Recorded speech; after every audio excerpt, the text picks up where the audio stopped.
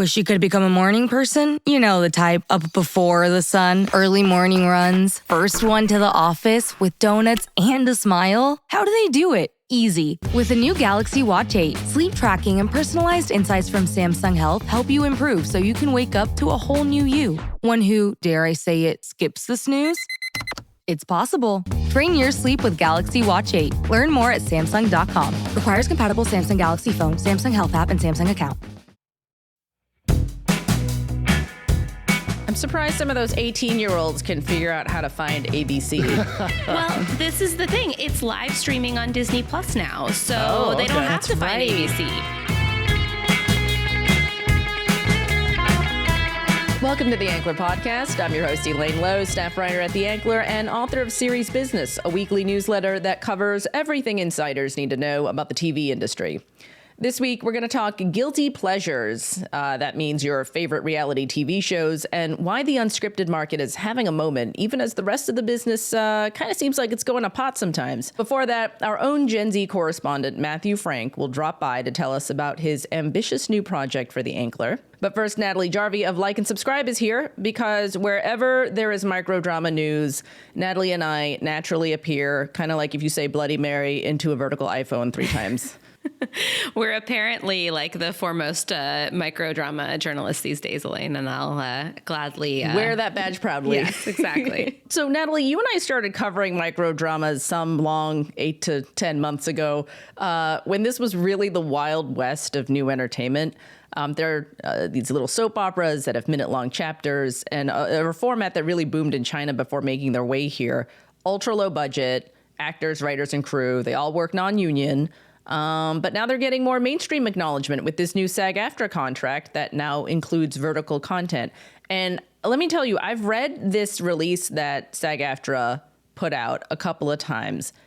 I want to get your sense of what it means. They have an agreement. It covers productions with budgets under $300,000 and is, quote, tailored to address the fast-paced and tight budgets of vertical storytelling while maintaining strong protections for SAG-AFTRA members. So it sounds like it applies to SAG-AFTRA members who are acting in microdramas? Yeah, so first off, we don't know a lot about this contract because they haven't actually released it yet. They've said that they will start circulating the new agreement at the end of the month, though I did talk to a source yesterday who said it could actually be in the next couple of days, so we might get some more information a little bit sooner than we originally thought. Oh, that's nice, because I was looking at it and I read it a couple times and I was like, well, what does it mean? Because a lot of these microdramas are completely non-union productions. Yeah, so I had the same questions you did, Elaine, so I did make some calls yesterday to try to get some clarity. And I think what's really interesting to kind of know going into this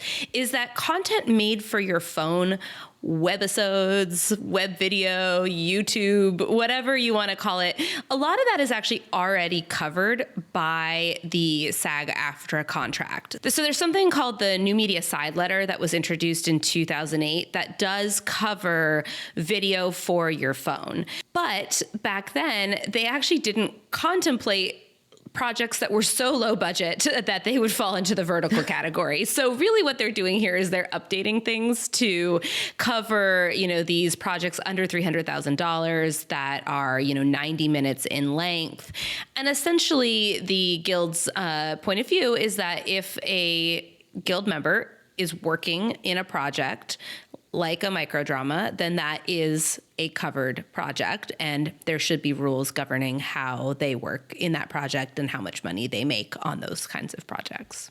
I like the idea that back then with the new media agreement, they were like, well, short form webisodes, like we've got our bases covered now. Yeah. But the way the technology keeps moving, it's like everything, the budgets get compressed, the timeline gets compressed of like the runtime of these. It's like back then, who could have imagined that we'd be watching, like swiping through 30-second, 60-second videos on our phone with like full-fledged storylines about billionaires and werewolves or whatever.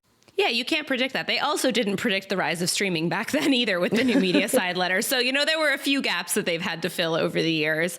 So we'll see what this actually looks like. I mean, my big question going into it is that these are already really tight productions in terms of budget. Elaine, you and I have both reported on, kind of how they're making, a lot with very little. And so I think, does this mean that they're going to have to start getting paid scale? Like, what does this mean? Yeah, that's going to be the big question among people who already work in the microdrama world.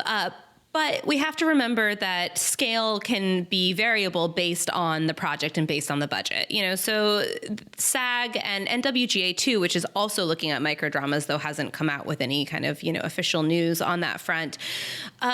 They have different scale based on, what the budget is. Right. But it definitely seems like a good time for the unions to start getting involved, given that you have places like Fox, which, have a stake in Holy Water now. There are a lot of big studios and networks that are getting involved in the vertical and microdrama space pretty directly. So, sometimes these unions get criticism for not acting quickly enough. And it certainly seems like they're acting fast in this case. Absolutely. And the last thing I'll say is that this also opens up the door for SAG members to start working in these projects. I mean, a lot of these microdramas have actually cast people who don't yet have their SAG card.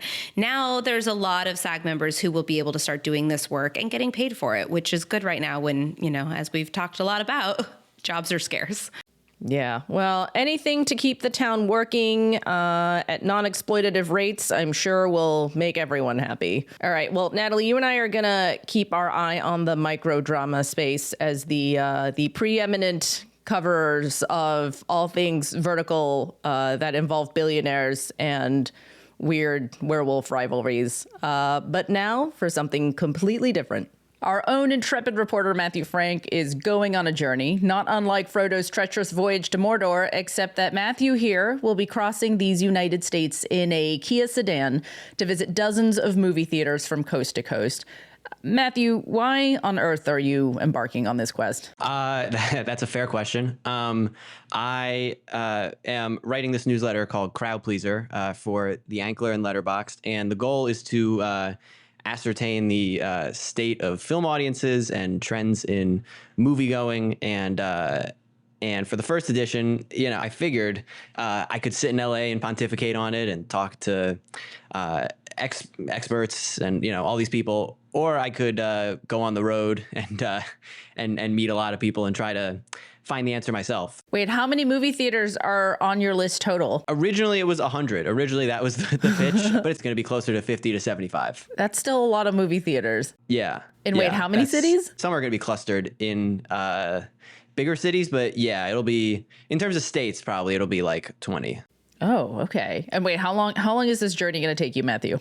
2 weeks. 2 weeks. Okay, so 2 weeks, like 50 to 75 movie theaters across more than 20 states. And you're going to watch movies there? Are you going to talk to people there? Yep, the whole gamut. Gonna watch the movies, gonna eat the popcorn, going to talk to the patrons, talk to the owners, talk to the ushers.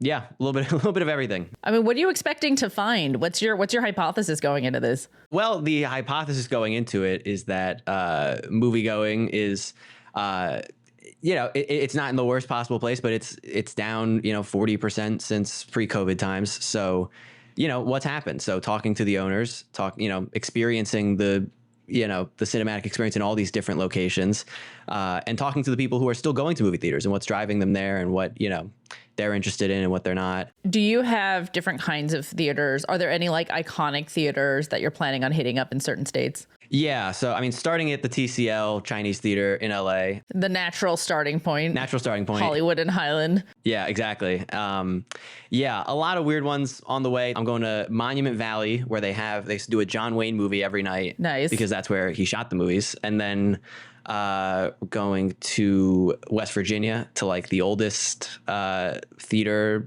I think in the history of the world. I don't even know. They were very proud of it. And then where are you ending up? Where's the end point? The end point is New York. So the end point is, I think it'll be AMC Lincoln Square. All right. Well, Godspeed, Matthew, and let us know which movie theaters have the best concession stands. If people want to get in touch with you while you're on this journey, what's your email address? Matthew@theankler.com. And I would encourage anyone to write in who has a theater along the route, because the route is pretty set, but not the theaters. He's open to suggestions. That Kia sedan will go anywhere. Have a great time, Matthew, and come back in one piece and tell us about how many times you saw one battle after another. Will do. Thank you, Elaine. Now it's time for a quick break, but when we're back, we're going to talk about a part of the TV business that's near and dear to my heart, reality TV and other unscripted programming. We'll be back in a moment. Big news. Sephora is now on Uber Eats. So if you find yourself facing a beauty emergency, like needing a last-minute gift, or you're just out of your favorite mascara, again, don't panic. We got you. Order now and get $10 off on Sephora orders of $50 or more on the Uber Eats app. Order now. Offer ends October 30th. One order per customer. Additional terms apply. See app for availability. Delivery fees may apply.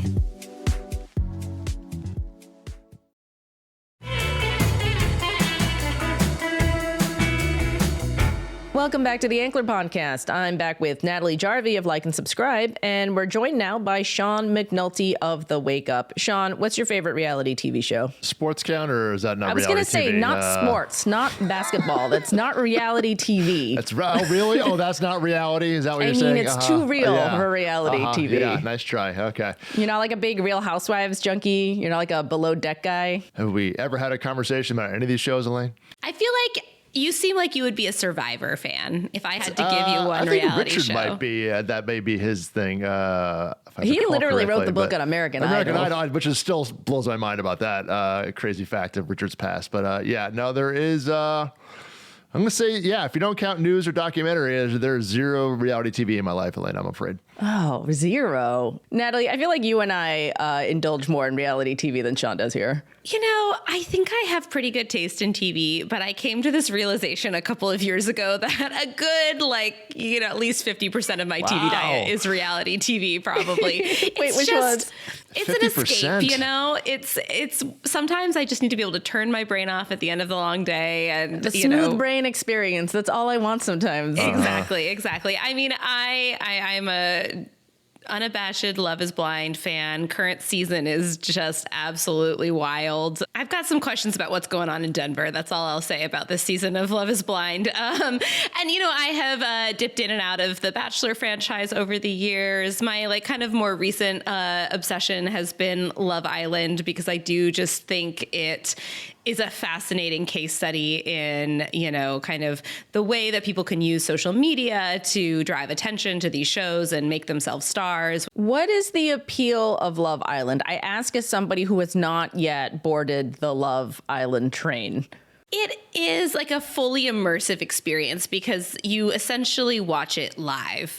So they're filming the episodes. They come out just like I think a day delayed, essentially. What? And people can vote in real time for their favorite couples and affect who stays on the island, which is not actually an island. It's like a villa usually. It's like a villa in Mallorca or something There's like love, that. but no island, Sean. I'm sticking with sports. I'm sorry. That's it. And it's just, you see people in their most human form, right? Just like messy relationships. Is that what we call this? I don't know that I'm putting my stamp on that one, but yeah, okay. How about least honest form? I think we probably be. Oh, there's a camera here? Oh, did you get that?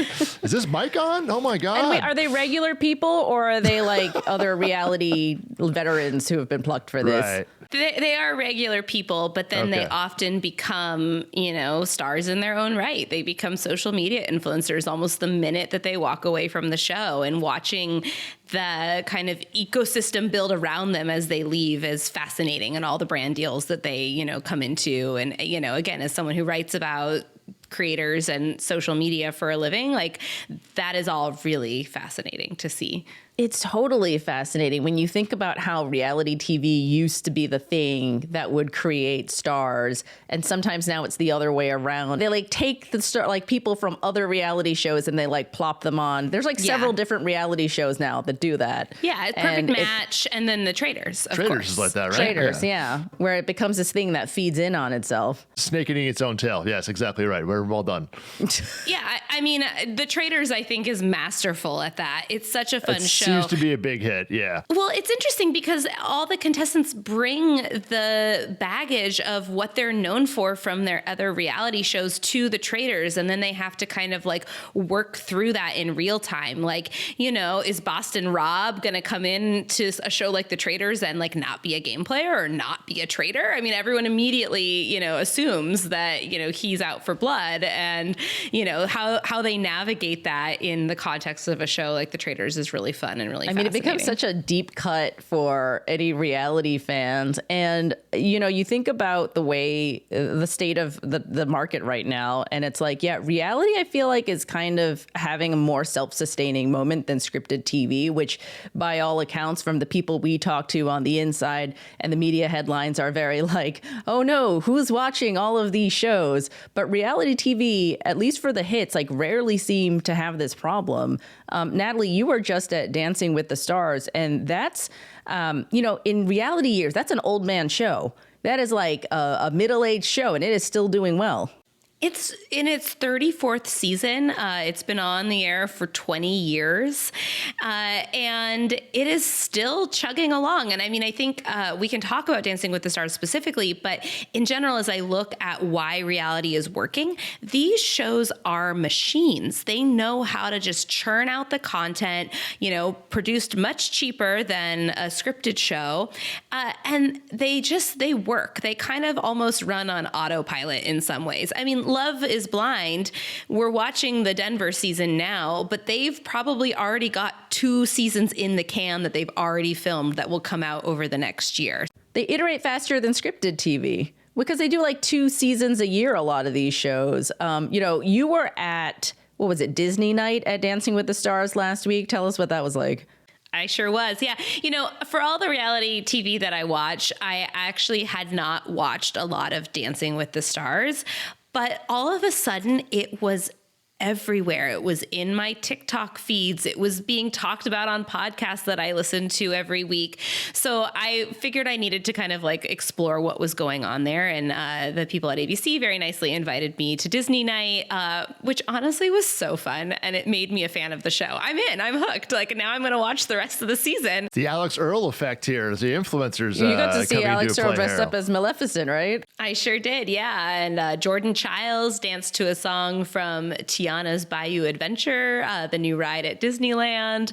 It was a really fun night. I mean, they do a great job of kind of like, you know, tugging at your heart a little bit, you know, telling you these stories about, you know, the journeys that the contestants have been on to learn to dance and to perfect these moves. I mean, Andy Richter is a great contestant this season because he's not particularly good at dancing, but he's just so endearing, and he's embraced TikTok, and he's posting these fun videos with his dance partner, Emma Slater. And so people love him, and they keep saving him in the votes every week, even though, you know, there are people who are much more skilled dancers who've gone home ahead of him in the competition. Well, it's easier on some level for reality TV and unscripted TV to really lean into social media to either bolster viewing or to bring new viewers in a way that you don't really see with scripted TV. I just feel like there's so much more of an effort. Like it's always like a marketing effort when you see like, oh, here's snippets of this show that are on TikTok. Whereas with reality, the conversation generates itself.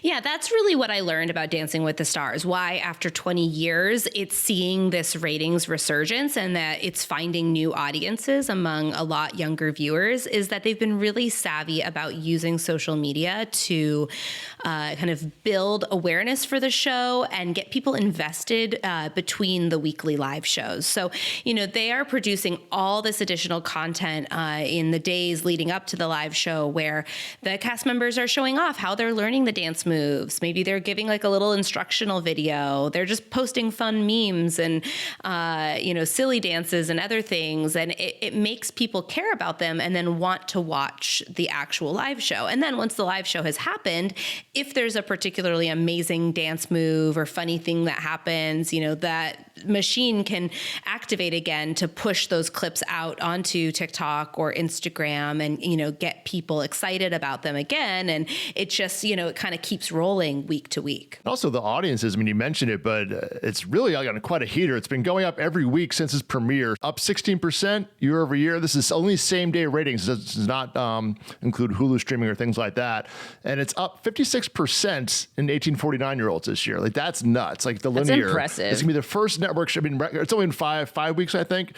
It's the first show to have a 1 rating in 18 to 49-year-olds since the 2020-21 TV season. Like I'm surprised some of those 18-year-olds can figure out how to find ABC. Well, this is the thing. It's live streaming on Disney Plus now. So they don't have to find right. ABC. They started doing this a couple years. They actually had one season where they live streamed exclusively on Disney Plus. Right? That's right. It was kind of like a pandemic season. It was the season that Charli D'Amelio, the TikToker, won. So I think that did drive a lot of interest in the show. But after that, they've been simulcasting it on ABC and Disney Plus at the same time. So a lot of young people are watching it that way. We have a colleague who watches it with her daughter, and her daughter votes. Like, I do think there's something about like young people are so used to having that second screen, having their phone in their hand while they're watching television, that for them it's easy to then like text to vote or go to abc.com to vote or, that kind of thing.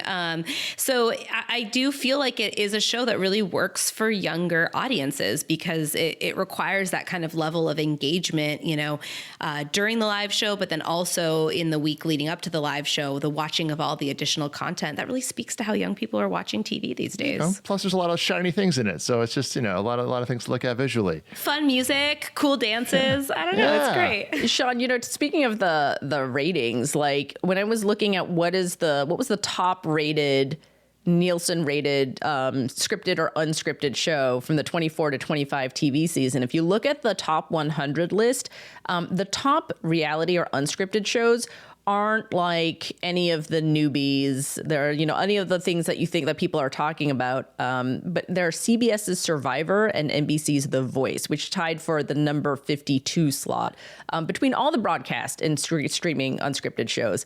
Like that was Survivor's 48th season. That was The Voice's 27th season. Like these are veteran shows. So it's like if you're, as an unscripted producer, able to sort of tap in to these, primal instincts of viewers where it's like they want to watch drama or they want to watch a competition, like clean premise, emotional stakes, show does not take that much to produce. Like you got a hit on your hands for years and years in a way that you just don't see in scripted. Yeah, there has been one produced in a while, which again, you could probably argue, gotta get some new gold in the gold mine. But one of those shows, also have in common is that they have a lot of different demographics in those shows. So it makes sense in terms of what's winning in reality. And again, in Dancing with the Stars, also they've had younger people on now, Natalie, which is probably helping with the younger demo surge they're having.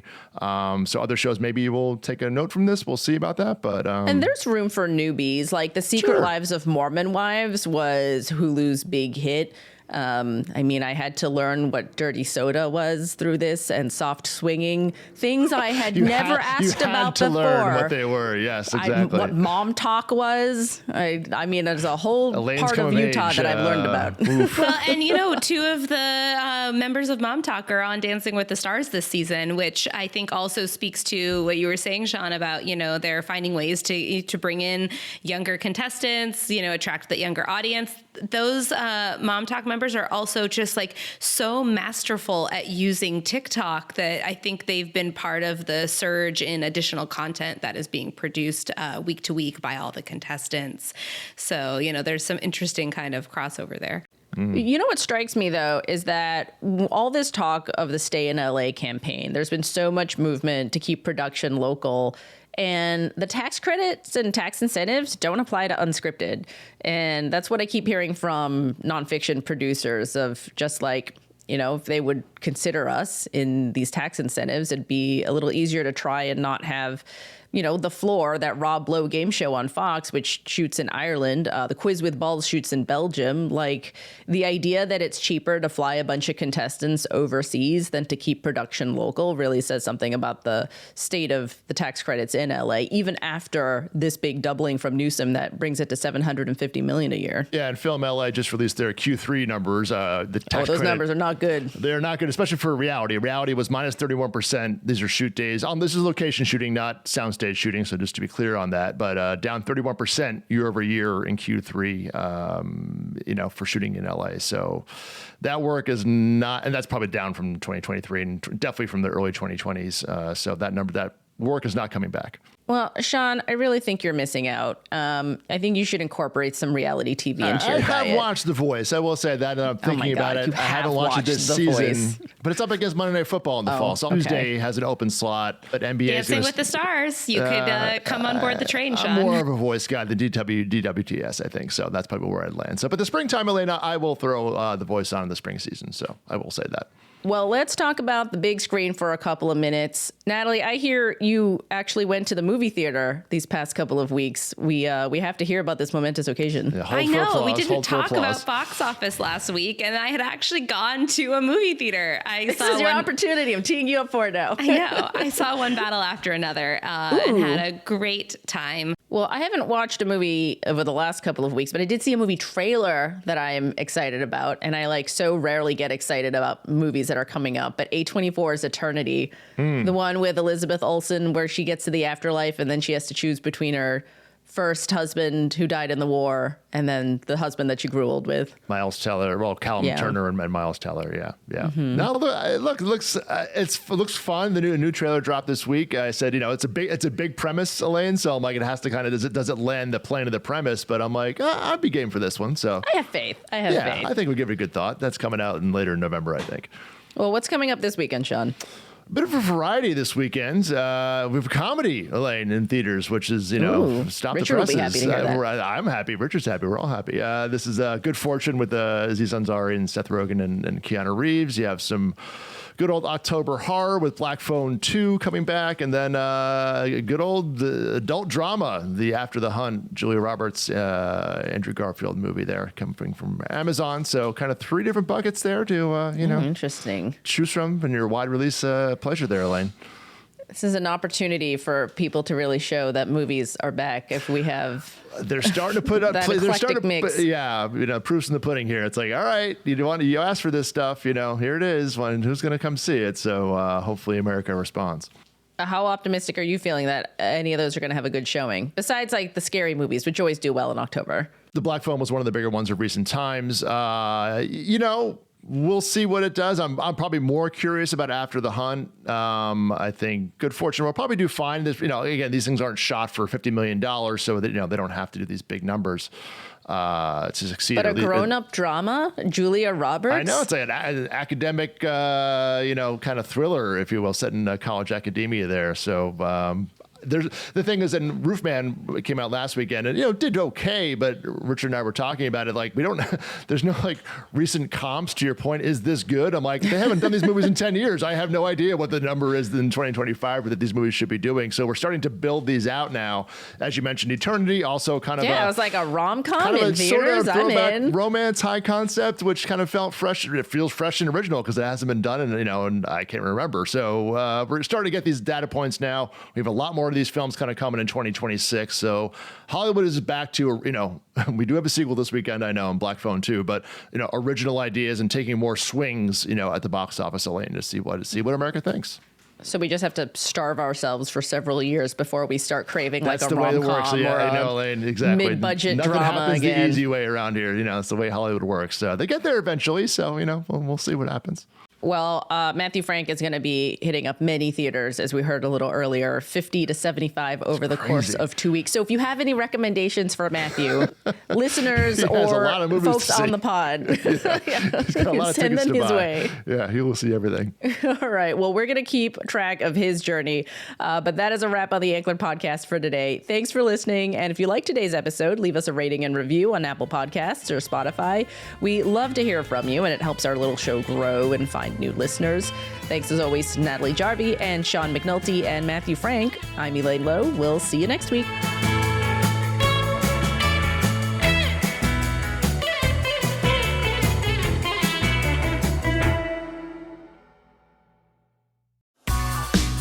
Hi, everyone. I'm Katie Rich. I'm the host of the Prestige Junkie podcast. If you love award season or simply want to understand what's going on between now and the Oscars, become a paid subscriber to Prestige Junkie After Party. I'll be bringing in special guests to talk about insights from fall festival season and beyond to help you understand why some of us truly think the Oscars are as important as the Super Bowl. Go to prestigejunkie.afterparty.substack.com and subscribe now.